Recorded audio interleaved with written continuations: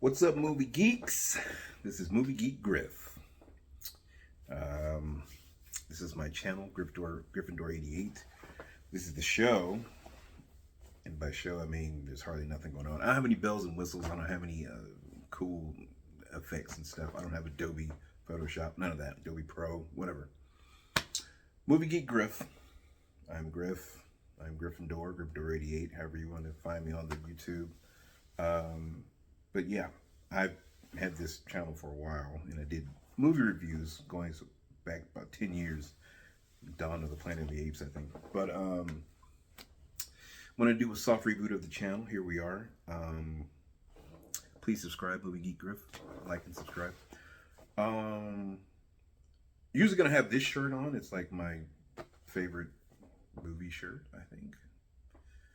This is the movie I remember most.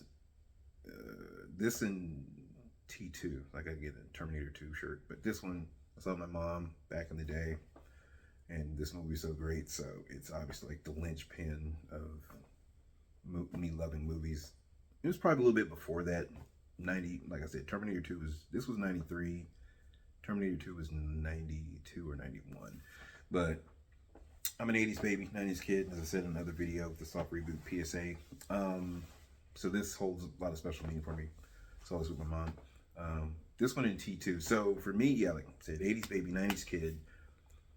Jurassic Park and Terminator 2 are like my benchmark for effects. So anything that was, even though I'm an 80s baby. I was born in 78. I'm like a 70s baby, but it's 2 years and I was still a baby. Didn't, wasn't able to comprehend movies and pop culture until I was older, so that's the 80s. So the 80s sci-fi, I love 80s movies too. Love 80s music as well. The synthesizers. But anyway, I love those movies like was it The Last Starfighter and Explorers and Goonies and all that stuff of the 80s, but I'm really a 90s kid. That was when I become cognizant of how cool movies were. So Jurassic Park and Terminator 2 are like my benchmarks for special effects. So if anything before that, I'm like, it's okay. And these are Terminator 2 and Jurassic Park were like, chef's kiss for me growing up then. So if the effects aren't like that, the story ain't like that, that's my baseline. So if it's sub part of that, I'm gonna let you know. Anyway. Jump into the thing. We're probably gonna I'll probably wear this shirt or other old shirts, because I got a lot of movie merch, a lot of movie t-shirts and stuff. But we're gonna get into the review, which is Captain America Brave New World. All right, I got my phone perched on this thing. It's really crazy. It may fall over. We'll see. So I got my Funko Pops here. Boom. Got my Red Hulk. Boom. I don't have special effects and a lot of stuff for the show, but I do have merch. I always try to have my merch on. As Captain America, Anthony Mackie, Sam Wilson. Got my little shirt here. You can see. Boom. Got my little hat here. Got my little Marvel hat. So I always have the merch if I don't have anything else. No bells and whistles, no stuff flying on you. Special effects all over the screen. Just bare bones. But anyway, let's get into it. The movie. There's been a lot. That sound is this chair. The creaking sound. Get your man out of the gutter. Anyway, I give it 3.5 stars, B+. That's what I give it. Good. I like the pacing. Good action. There was, I'm sure all you know, there's a lot of shenanigans involved with how much the reshoots and how much money the budget was, and there's just a lot of socio-political, socio-economic stuff going on with Anthony Mackie being Sam Wilson, being the new Captain America. But dudes and dudettes, fellow geeks, it's comic book canon. I mean, it's comic book canon. It's not Bucky. It's we saw it in Endgame. Cap gave it to Sam Wilson, so he feels Sam Wilson is worthy of the shield. And this whole thing with the Red Hulk and the this poster where the hand is hitting. There will be spoilers in this, by the way. The hand, it's Tuesday now, so you should have seen it. If you're hardcore, diehard, geek, you would have seen it already. Anyway, the poster with the hand hitting the shield and everyone making a big hullabaloo about that. Certain demographics just don't want to see a certain demographic be Captain America. You just put it out there, the white elephant in the room.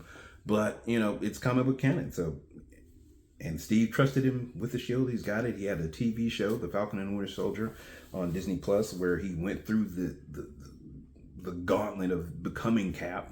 There's a whole scene montage of him training with the shield out in the forest, or bouncing the shield off the trees and learning how to catch it, almost getting his head taken off. He's earned it, But it also made $100 million, I think, over the long President's Day, Valentine's Day weekend. A lot of people had it not make.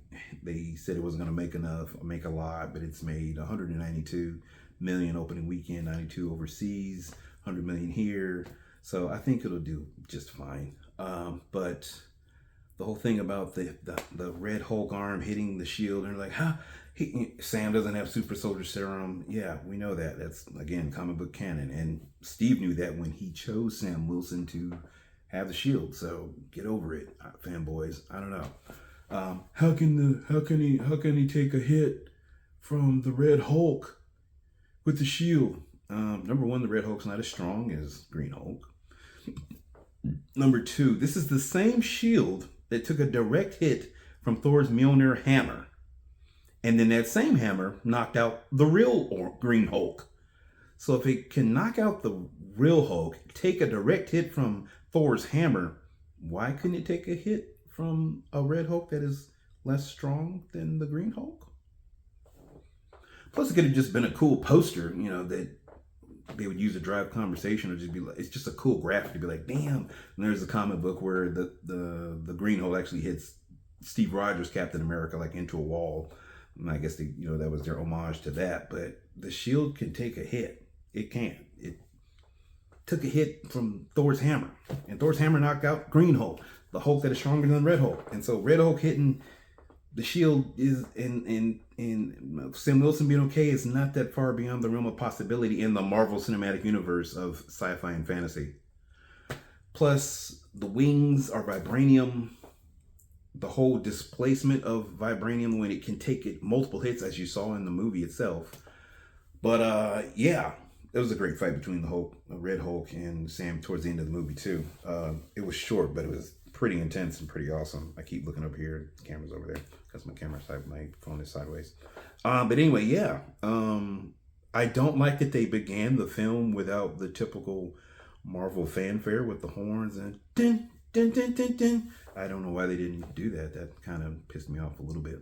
They just got right into it, and it's like, people are already giving this movie shit, and then you're gonna not have the Marvel fanfare? Yeah, that wasn't a good choice to me. Leader was, he was okay. Kind of mustache twirling villain. Yeah, he was okay. New Falcon dude, he's okay. They could have put in Agent 13, the power broker from the show Falcon and Winter Soldier, somewhere. Harrison Ford was great as Thaddeus Ross. Giancarlo Esposito as Sidewinder from the Serpent Society. I hope they do more with him. I think they will. Betty Ross shows up near the end. The credits, post-credit scenes, there's only one. It's at the very end. It's not even worth staying for. It's the leader telling him the others are coming and will you be prepared? I wish it was lame. Meh. I wish Marvel had done more with that, because, we all know that Sam and the president wants Sam to restart the Avengers. So it really should have been him like calling people in that little holograph thing and calling up some names and going through his Rolodex or going through his contact list. Hey, forming up the people. They missed some chances on those post-credit scenes. But overall, I think it was a very good movie. You should probably go see it because it's pretty fucking awesome. All right, I'm going to go. You take care of this movie, Griff. I'll see you in the flippity flop.